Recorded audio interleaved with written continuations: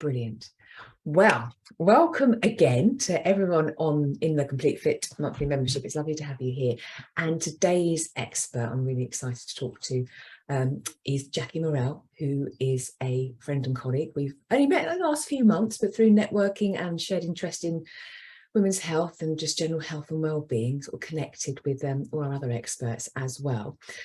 Jackie is a registered nutritional therapist, and she'll tell us a bit more about that in a moment. Today's talk is literally about our gut health going through menopause, and maybe the things we are aware of, maybe things we've noticed but haven't put the connections together, and just brushing up on our knowledge and information about what we need to know during this stage for our digestion and our overall nutritional health. So Jackie, do let us know a little bit about you. Yes. Then when we're ready, you've got a presentation for us, which will take us through, and then we can do a Q&A or a chat afterwards. So over to you. Lovely. So I'm going to share my screen straight away because I've got some photographs that I wanted to show you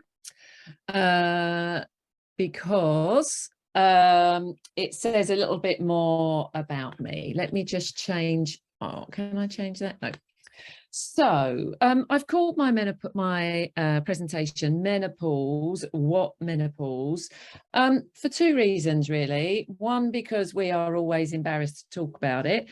And secondly, because we now know that there are ways to reduce our menopause symptoms.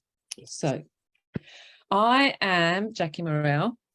I'm a registered nutritional therapist with BANT, who is the British Association of Nutrition and Lifestyle Medicine, which means that I'm governed by their code of ethics and their rules and regulation. And one of the things we are taught by ION, who I studied with, the Institute of Optimum Nutrition, is everything I say when I'm in clinic or giving a presentation has to be evidence-based, and it has to be evidence-based with the science.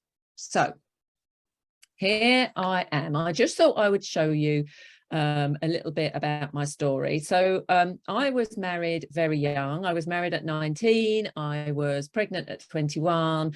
And there is the little grumpy face of my son at about 3 when I got divorced.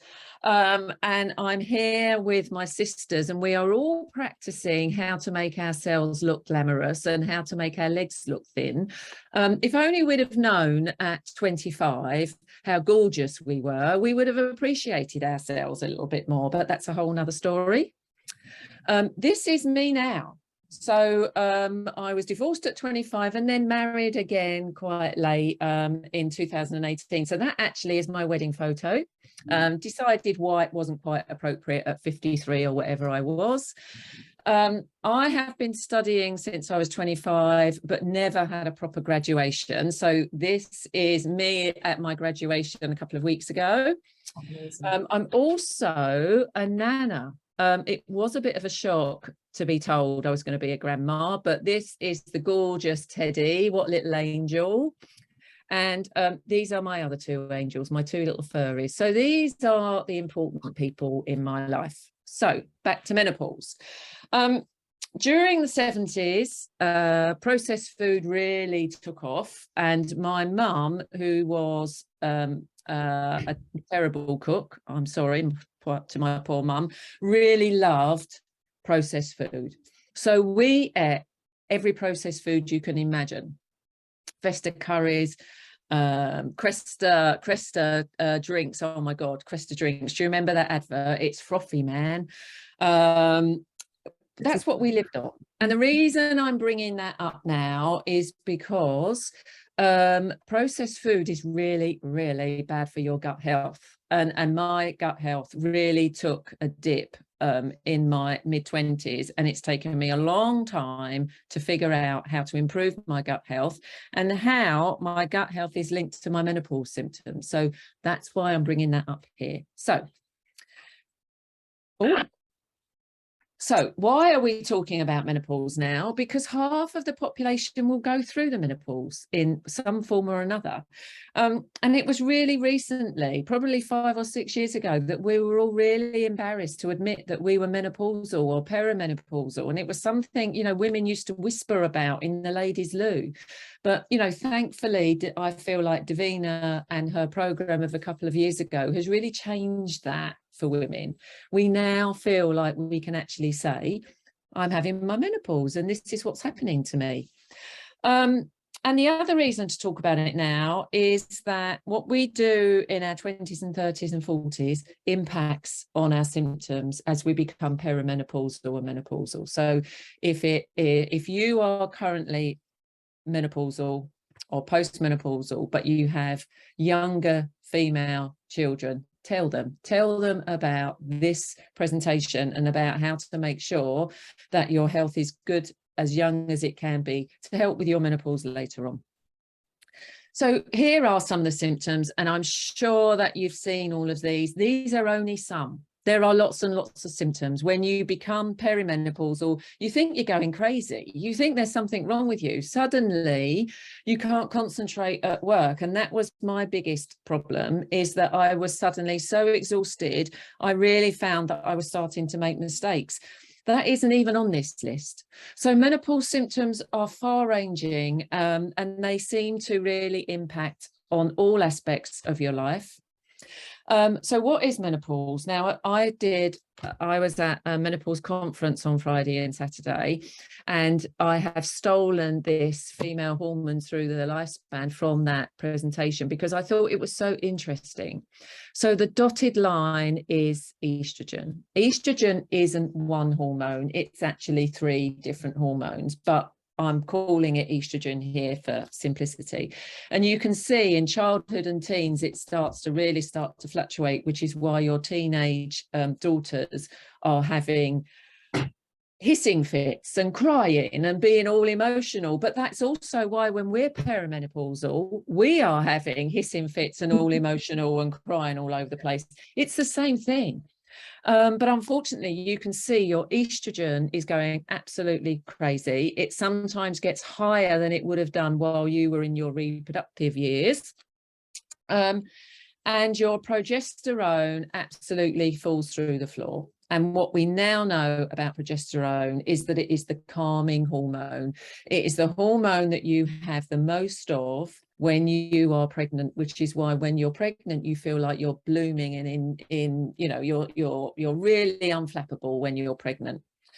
So you are post-menopause when you have had 12 months of no menstruation. That's the official. That's officially when you have had your menopause. So you have pre-menopause, post-menopause. You know, to be honest, your hormones are all over the place. Does it really matter what we're calling it? I don't know. But now we know that studies are linking your menopause symptoms to your gut health, and I'm going to touch on that in a little bit. So what impacts our symptoms? What can we do now to help to reduce some of these symptoms? We can concentrate on the food we eat, and I'll talk in detail about that. We can regulate our blood sugar. We can look after our digestion. We can make sure that our immune system is healthy. And the reason your immune system and your digestion are linked is because 80% of your immune system is in your gut. So if your gut isn't healthy, then your immune system won't be in its top health. We need to think about our lifestyle, our stress, our sleep, our exercise regimes, and also the products we use. You know, we start to want to dye our hair as we get older. We think about cleaning the house with all these chemicals. We still use plastics to eat from. You know, these are things that affect our estrogen receptors. And we have estrogen receptors over our entire bodies.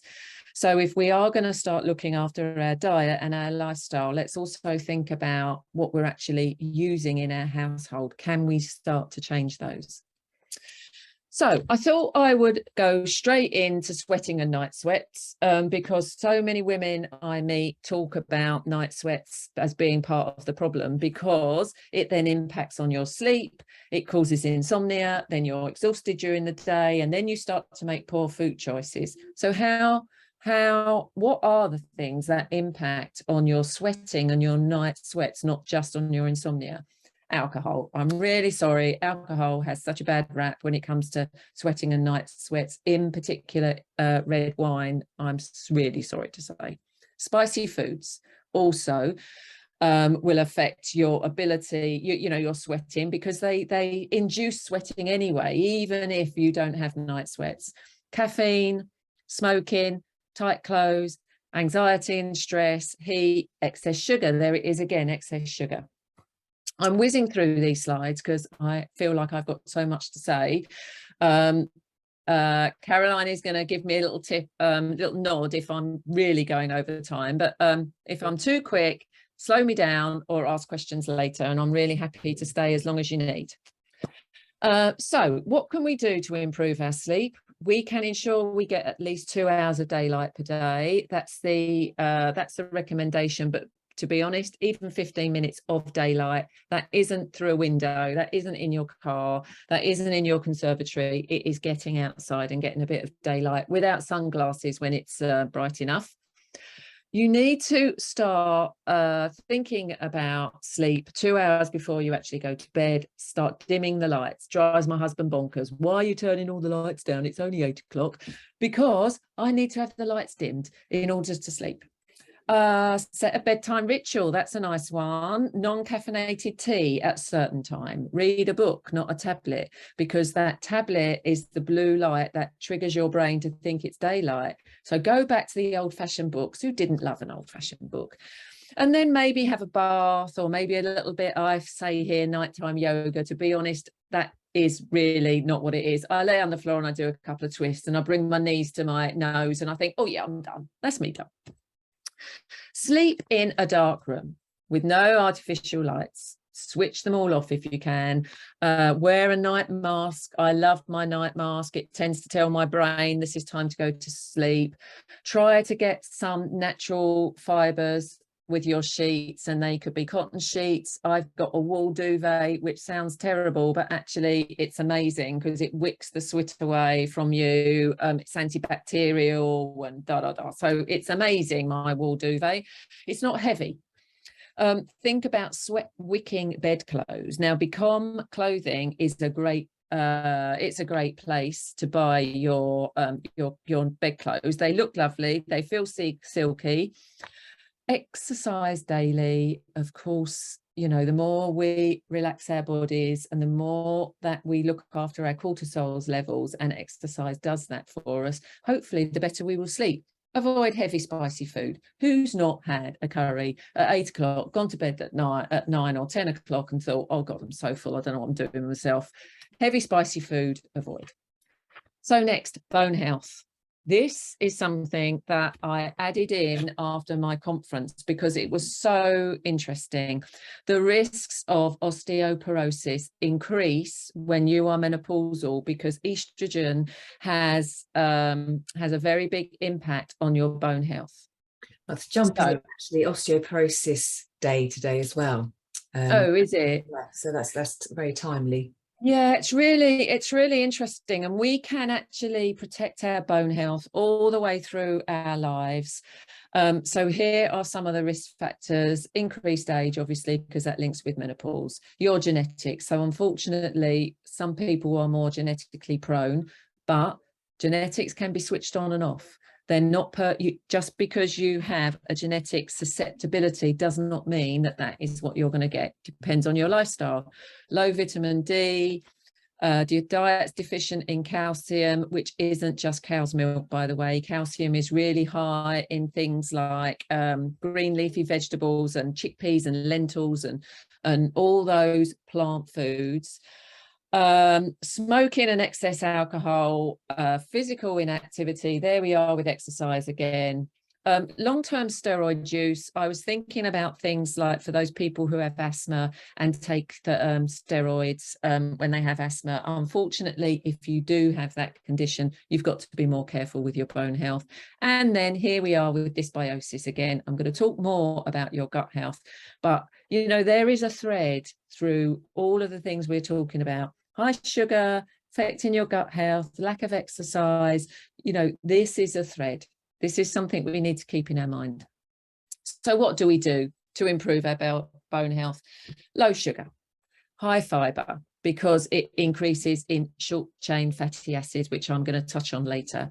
We want lots and lots of variations in the food we eat, lots of variations in the plant food we eat. I've got a slide later on which will give you a little bit of an idea of what I'm talking about. Low toxins, there it is again. It's the same for night sweats, low toxins. No smoking. I cannot imagine why people still smoke now. I was a smoker until I was 39, and now I think to myself, what was I doing? That was completely bonkers.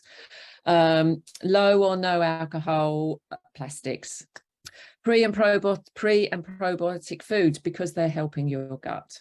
Adequate protein. We do not eat enough protein. There is out there on the internet somewhere that you only need to eat 0.2 grams per kilogram of your body weight is adequate protein. And that means that is a minimum. It's not the maximum, it's a minimum. And as we age, we need to eat more protein. So think about protein portion being your palm size, and think that you need to have that palm size portion of protein with every meal you eat, and also with snacks.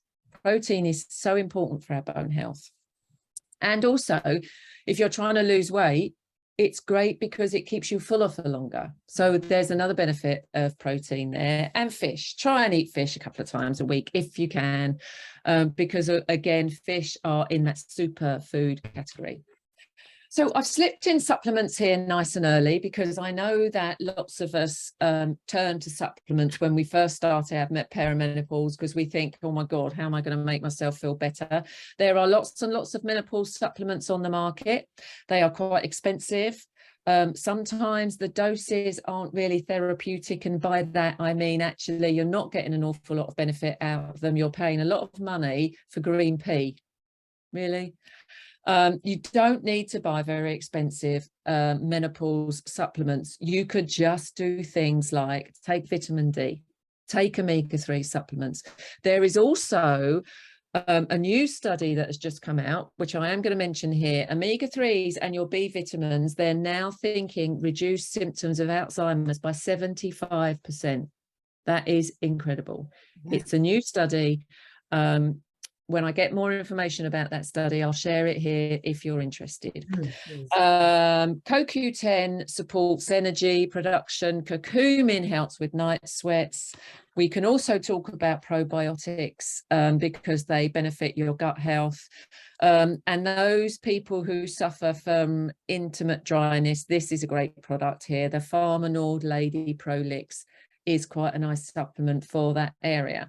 Now, when we're talking about that area, vaginal health. This is something we are so embarrassed to talk about.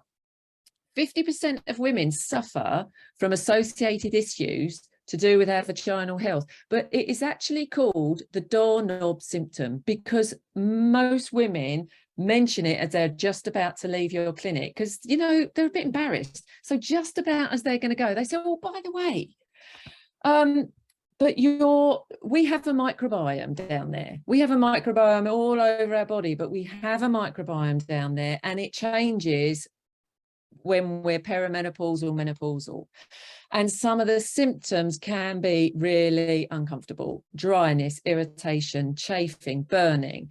There's more risk of infections like UTIs, bladder infections. It changes our pelvic floor muscles. It gives us an urgency to pee and leak. You know, I'm a tenor lady friend, I will tell you. If you suffer in this area, here are some of the things to do. But my prime recommendation would be, if you have an infection, go and get a proper test. You can get a proper test from a nutritional therapist, and you can be guided to proper supplements. You don't have to take antibiotics, which upset your gut microbiome and in the long run cause you extra problems. So here are just a few ideas. Keep blood sugar balanced. Here we go again. Reduce stress, possibly introducing adrenal herbs like ashwagandha. Exercise comes up again.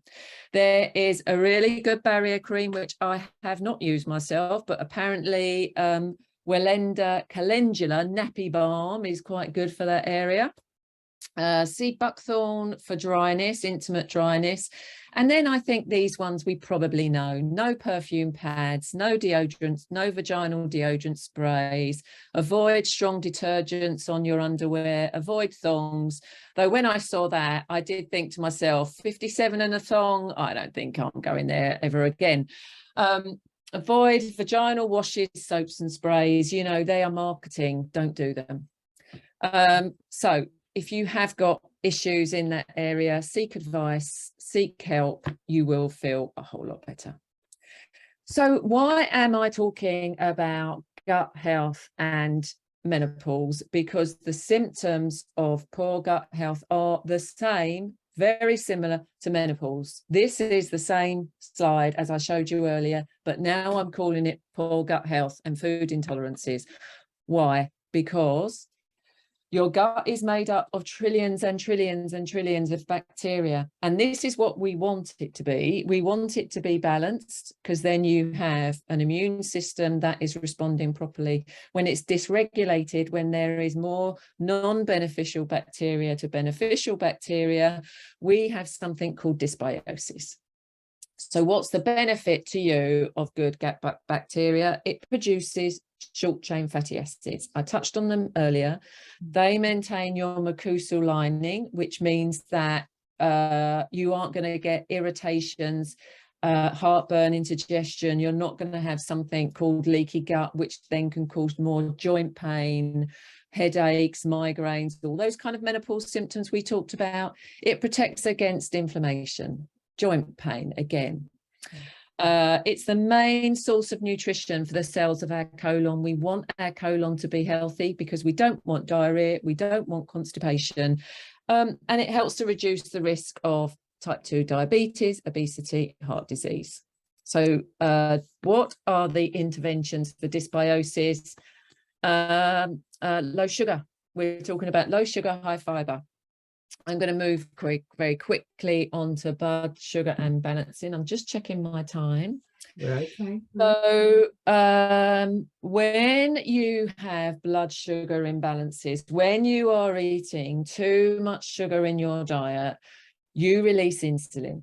So in the red, you can see on the red line going up, that is your blood sugar spiking. And when you release insulin, insulin is a communication hormone, and it tells your body to store all the excess glucose as fat. So you only need 4 grams, 1 teaspoon of sugar in your bloodstream at any one time.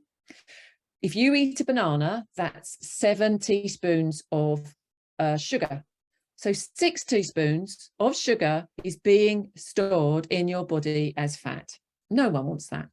The other problem is with insulin, it's so good at pushing sugar into your fat stores that it tends to push it too low, and then you are hangry. You know, you're at that fridge, you're thinking to yourself, what can I eat? Because if I don't eat soon, I'm going to kill someone. And also, if you're menopausal, you're already feeling a bit anxious, you're already feeling a bit tense. So we want to try and balance that blood sugar out. How do we do that? We do that by eating more fiber, less sugar, more protein. I've put this in because I thought this was so interesting. Here are some of the symptoms of a high sugar diet.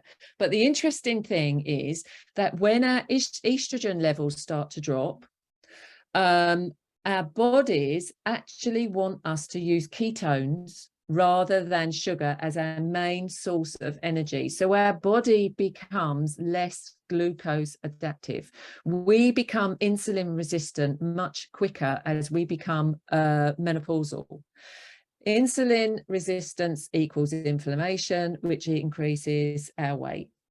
I thought that was really interesting. So it's not just because high sugar disrupts our microbiome, it's because our bodies don't want it anymore. Our bodies want to rely on ketones. Why is sugar so pleasurable? Because it releases opioids and dopamines in our body. It is more addictive than cocaine. They did this great experiment with poor little rats. It's always the rats. They gave them cocaine, they gave them sugar, they took both away, and then they introduced cocaine and sugar. Which one did the rats go for? The sugar. And sugar is in everything. It's hidden. It's hidden in things. It's hidden in the things you don't imagine it's going to be in. Think about energy drinks. They're just sugar. It's in alcohol. It's in soft drinks and fancy coffees. It's in the things you'd imagine, like cakes and biscuits, but it's also in your granola bar. It's in your healthy granola bar. They're not so healthy.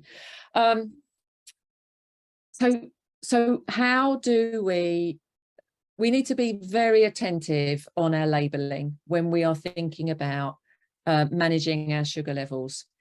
I'm whizzing past that sugar consumption, because I think we all know actually that there is a very strong correlation between sugar and obesity. And this slide on the left was trying to persuade everybody that sugar wasn't to blame for obesity. But when you look at the chart on your right, you will see that actually they have, let's call it, manipulated the data to make it look like obesity and sugar aren't correlated. So what can we do? I am a massive fan of a low carb diet because it's easy to follow. You can eat the things you love. You can eat the chicken with its skin on. You can eat vegetables with butter and olive oil. And I would say for most people, you're looking at somewhere between moderate and liberal. It absolutely depends on your body, and we won't know how your body works until you try it and see how you feel. People that have tried a low carb diet say to me, how amazing, I don't feel hungry anymore. How amazing, I'm not craving sugar. I've got more energy. I can exercise more. My joint pain's gone. My PMS has gone. You know, it is extraordinary when people try a low carb diet. Try it for a month. And if you like it, keep going. What can you eat? You can eat all of these things until you are satisfied. And that's the trick. It's not a diet. You don't have to eat food you don't like, and you don't have to eat a meal and then feel hungry. Eat until you are satisfied. That is the way you become more attuned to your hunger signals. So these are great things to be eating really when you start, as much as you want, and you will find slowly that you don't want to have a huge plate of food, because actually you're full after half a plate of food. These are the things to avoid. I'm sorry, there's the banana. Banana, beer, rice, sodas, breads, chocolate bars, potatoes. Unfortunately, these are the high carb foods. It's not to say you can't have them forever, but it's about acknowledging how they make you feel. Is it worth it? Here are just some more examples of high carb food and low carb food. Peas, corn and beans. These lentils and chickpeas are something that are a bit controversial because they're so high in fiber. Your gut bugs love them. So you have to make a decision. What am I trying to fix here? Am I trying to fix my menopause symptoms, my gut health? Am I trying to lose weight? To be honest, if you're looking after your gut and your menopause symptoms, you'll have more energy, you'll lose weight naturally. Under the ground, below ground vegetables, again, your gut loves those. Potatoes, if you are going to eat potatoes, eat new potatoes with their skins on. because there's more starch, and your gut bugs love the starch. So you kind of, you know, with all of nutrition, it's not straightforward. I wouldn't focus on weight. I would focus on symptoms. Think about how you want to feel and then decide what you want to eat. Alcohol, can I drink alcohol if I am on a low carb diet? That is entirely up to you. If you're menopausal, then alcohol is going to give you more night sweats. I do occasionally decide, you know what, I'm going to have a glass of wine because I like it, and I like how it makes me feel. I have a glass of wine, I accept that I'm going to sweat all night. So, you know, it's about choices again.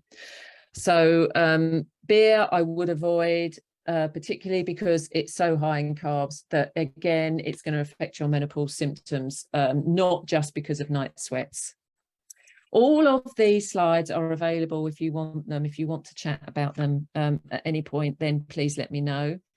I use a continuous glucose monitor. It's called Very, and that's how I know whether my blood sugar is spiking or not. There isn't really enough time to talk about that now, but if you want to talk about it, please let me know. Get the box. Oh, here is Eat the Rainbow. We should be eating as many colourful vegetables as we can, 2 hopefully from each one of those banners.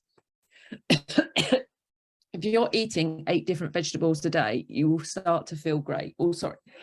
I'm talking too fast. Oh.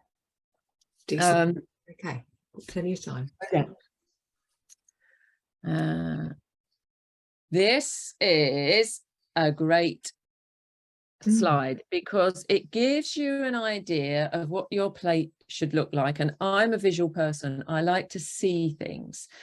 So if you are trying to look after your menopause symptoms, you should be eating more protein, which is why here the protein is more than 1/4 of your plate.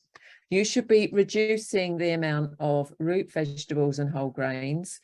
Yes, they feed your microbiome. Yes, they are great for your gut health, but they are going to convert quickly into sugar.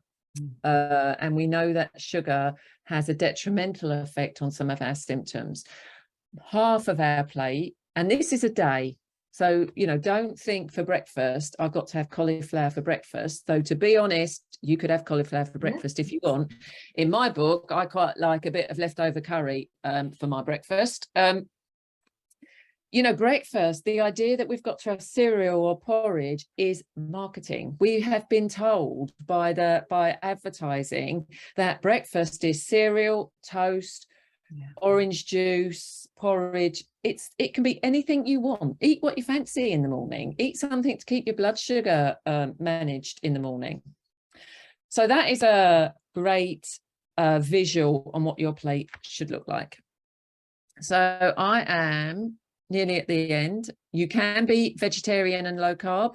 It is a bit trickier. You do have to think more carefully about it, but I can certainly help you to come up with low carb vegetarian recipes.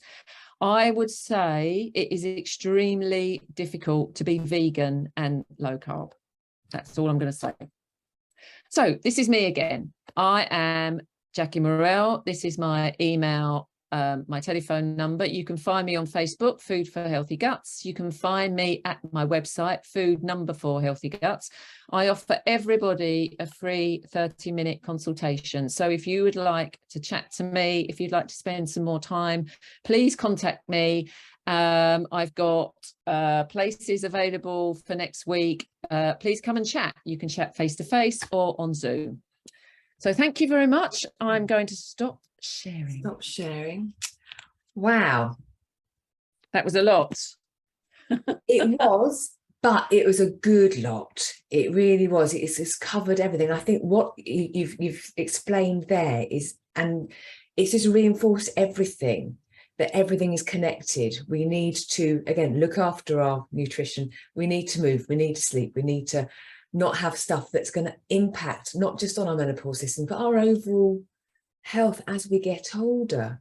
Absolutely. I think sometimes we sort of we get stuck in routines and patterns of what our meals are, but also still maybe the mindset of what we ate when we were in our 20s and 30s and possibly 40s, and not realizing or wondering, well, you know, why am I feeling as I am, or maybe things changing physically. Yes. So it's knowing that as we evolve from being teenagers to in our 20s, 30s, we're evolving more again as we get that bit older and having to adjust our bodies to suit that.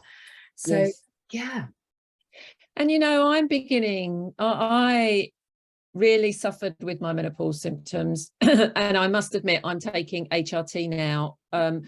I stopped taking it when I first started studying nutrition because it does impact on your microbiome. But now I know how to protect my microbiome. I think HRT has really benefited me. But what I would say is that it feels initially like it's the end of the world having your menopause, but actually things now are looking brighter than they've ever looked, because you don't have monthly pain, you don't have monthly fluctuations in your moods once you've actually had your menopause.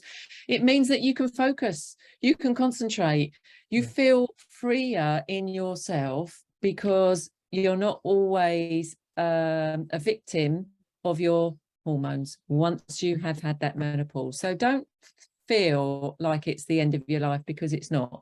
For me, it definitely feels like the start of something brighter.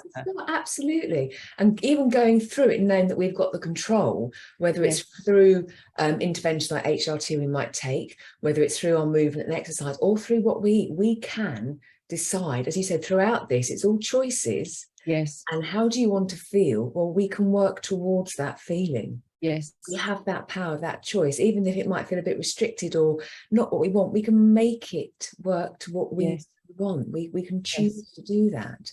And that's important, because people will say to me, oh my God, but chocolate cake is such a treat. And I like to think a treat should be something that makes you feel good. Yes. If you eat something that makes you feel bad, and you notice that you have that chocolate cake and then you feel sluggish and you feel sleepy and you get a bit of a headache, how was that a treat? Yes, you're totally right. At the weekend, I had a couple of cookies that were homemade cookies. They were lovely. And at the time, as soon as you eat them, you think, you just know, oh, and I had two, because that sudden, I really want that sugar. Yeah. But later on that day and the next day, I felt just a bit, almost as if I'd been drinking. Yes. Which I tend not to now, because it just makes me feel, so then all that extra sugar my system wasn't particularly used to. And don't get me wrong, I do have chocolate, or I'll make things, but it's, again, combined with everything else. My system felt a bit all over the place because of that sudden boost of sugar, and quick sugar, not our slow release carbohydrates for the fiber and things. It was just pure sugar. So yes, it was a treat for that initial taste, but actually for the 24 hours afterwards, not so much. And, I thought it was so interesting that our bodies, when our estrogen starts to drop, our bodies want to be giving us energy using ketones. Yes. And you get ketones when you fat burn. So when you use your own storage of fat, that produces ketones. That is what your body, a female body with low estrogen, that's what your body wants. That's why it's pushing more sugar out. That's probably why we put on weight when we're menopausal, because our bodies are pushing more sugar into our fat cells because it doesn't want it. So, when I heard that the other day, it was like a light bulb. I just thought, God, that explains so much. It explains why I feel better low sugar, more now than ever before. Yeah, absolutely. And again, that's another topic, again, that can be discussed at another time or in more detail, the ketones. And again, because as you mentioned at the beginning, the estrogen, the three types, and because they have changed, the main one is estradiol. Estradiol, we haven't got it. So we have got estrogen receptors everywhere, and we have them around our tummies, which again, where those fat stores would expand and they'll hold on. That's where it can all go. So yeah, very, very interesting to be aware, and just to know that with some changes, and as you said, it's not a diet, it's finding what is going to suit us long term. And that's the beauty of it. And it can be trial and error. it could be we haven't tried a certain way of eating, but we may do because it makes us feel better, or we may already have digestive issues that we may Yes. a bit more care about and look into more detail. So knowing that we've got the information support with you out there is just brilliant. Yeah. Good. Look and see, I know we've had lots of super advice. Ashton says, Nick, oh wow, yeah, great reminders, so brilliant. So no questions as such, but lovely again the reference to our pelvic floor health. We had Ashling on last night, so again she touched on very briefly the gut microbiome. Again, is all connected. All connected. That affects, and again, just lifestyle, what we use, what we put on ourselves, you know, it's all, that's the one thing I say most time, it's all connected. Yeah, you know, the toxins that we put in our bodies is so interesting. Halfway through lockdown, there is a point to this story, by the way. So halfway through lockdown, my dogs got fleas. And it was a big flea attack, it turned out, in Tunbridge. And we tried for weeks to get rid of them without using chemicals. And then in the end, I bought the flea powder. I wore my mask because obviously we all had masks. I wore my mask. I had every window open. I sprayed the whole house within 24 hours. It was so odd. I went completely deaf. I got the hearing back in my right ear, but I never got the hearing back completely in my left ear. And I said to my husband, the timing of that is so coincidental. Yeah, goodness. You know, the chemicals that we use in our house, in our home every day, we should be really careful about them. The things we wrap our food in, are you still wrapping your food in aluminium foil? If you are, then put a barrier between your food and the foil. I put a kitchen towel around my food before I use aluminium foil. Right. I try to not use plastic containers. I try to use glass containers. Yeah. I try not to use plastic bottles for water. I prefer to decant it into a metal bottle. You know, things like that. Think about your shampoos and your creams and your bath bubbles and things like that. You know, try and get them as try and understand the ingredients on those bottles. If you don't understand the ingredients, then maybe we shouldn't be using them. That's so true. And it's little steps. What can we do straight away? So in terms of like the kitchen stuff, try not to use the plastic, or if you're using plastic bottles, the BPA free ones and things, and reducing what we can. And say it hasn't all got to be done at once, but just little introductions. Little steps, absolutely. Little steps. It's like, you know, with your food, just try and eat 2 more vegetables a day. I was going to say, we don't want to go in with suddenly an extra 10 portions a day, because suddenly their guts will go, whoa, hang on a minute. Yeah, absolutely. We're a bit upset by that amount. So is that gradual introduction? Yeah. And I guess also noticing some things, if you don't react well to them, again, making a note of that, so we know if there may be possible allergies or reactions and things to certain food types or absolutely groups. Yeah, that's true as well. You know, when you start thinking about how you feel when you eat, and you start changing the way you eat, you wonder how you ever got through the day with your regular headaches and your aches and pains, because suddenly you start to feel so much better. And one of my clients said to me, oh, my friend said that if I've got a food intolerance and I stop eating this particular food, when I go back to it, my intolerance will be worse. And I said to her, no, it won't be worse. It was just that you will notice it. Whereas before, you're so used to having headaches, you're so used to aches and pains, that it becomes part of your day. When you take away food that your body doesn't like, and you then heal your gut, you start to feel better. You can introduce some of that food again, but notice how it makes you feel. And you will notice. It will be a real, again, so with that cookie at the weekend, that sugar in it. Exactly like the cookie at the weekend, you know, but as I said all the way through, decide, is it a proper treat? Do I really, really want it? Am I eating it because someone else is telling me I should eat it? Am I eating it because I always used to eat it and I think you know, I've had this diet, I've been on this diet for so long, I deserve it. You know, what are the reasons you're eating something that you know is going to make you feel bad? Do you know, and that if you say I deserve it, it may be, we talk a lot about, again, that glass of wine in the evening. I've had a really busy day, I'm knackered, the kids are in bed, whatever, I deserve that glass of wine. Yes, we may deserve that downtime, rest time, but is that the best option? Could it be, instead of having a glass of wine or the packet of crisps or the whatever it is, could it be that you need to go and have a walk, or you need to go and have a bath, or you just need to go and read your book by yourself? Absolutely.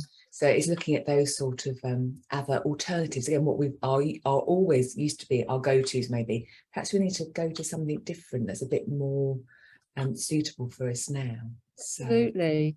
Yeah, and there's lots of alternatives. You know, if you have always had a glass of wine and you want to stick to that routine, then try non-alcoholic, try something like kombucha. And there are some pretty disgusting kombuchas out there, but there are also some really fantastic kombuchas. And not only have you got that feeling of giving yourself a treat because it's bubbly and you put it in a wine glass and your brain is going, oh, look, I've got something, you know, delicious here, but you're feeding your gut health as well. So it's like a double benefit. So there's lots of alternatives, you know, things like Epsom salts in your bath. You know, for us, they're so great because they're giving you that magnesium boost as well. They raise your core temperature so that when you go to bed, you need your core temperature to drop to go to sleep. So if you raise it first with a hot bath, then as your core temperature starts to drop again, it makes you sleepy. So it's another benefit of having that, you know, that nighttime routine. Yeah, brilliant. I like that. Almost thinking about one thing gives you more than just the one benefit. So that glass of wine is lovely, but then you might think, oh, I'll have two. Then you think, oh, I'll just go and have that because I'm peckish now. Then you go to sleep really well, but then actually you have a really disturbed night because yes, it might help you go to sleep, but your sleep is not good. Whereas having that bath, you're relaxing in the bath, bit of time, and then that core temperature rises, lowers, and you might get a better night's sleep for it. So yeah, looking for a couple of benefits per thing that we think of as really absolutely. You can definitely see that, can't you, that a glass of wine gives you one benefit really, whereas a hot bath is giving you, where you've just said you've got 3 or 4 benefits there. So it's that quick fix, not the longer solution, if that makes sense. So the cookie, the glass wine, and again, as you said, every now and then absolutely, you know, why not? Or if you do want the glass wine, have it with your meal, so or cookie it with the meal, so it's all balanced out with everything else that you're doing. But yeah, it's that short-term quick fix, hangry, I need it now, I want it now, or I deserve that. But what else could we do? Do you deserve a little bit more, something more longer lasting? So, brilliant. I will just check again if we've got any questions. No, that's brilliant. Well, I would just like to thank you for your time, because that has been really, really brilliant. Again, just reinforcing lots of stuff, making us go, yep, thinking about things. Plenty, pardon the pun, food for thought for everybody. Yes, good. And good. You know, again, it's something we do talk about this, certainly in terms of our protein and bits and pieces, and our movement and sleep and stress, and knowing that we're all connected, we're all singing off the same hymn sheet. It's not just one thing, it's all working together, and absolutely sharing that all with us. I will. Well, thank you for inviting me. No, it's been a pleasure.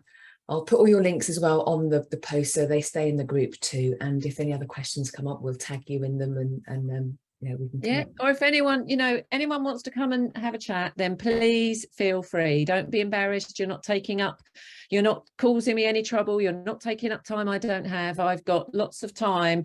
I love talking about this. My husband said that's all you talk about is the microbiome, and it is. And now it's microbiome and menopause, so he's a very lucky man. Lovely. Well, thank you again, and thank you for everyone watching. We've had 3 or 4 watching the whole time. Nick, Hillary said thank you so much. So brilliant. Good. Thank you. I will end the live stream, so bear with me.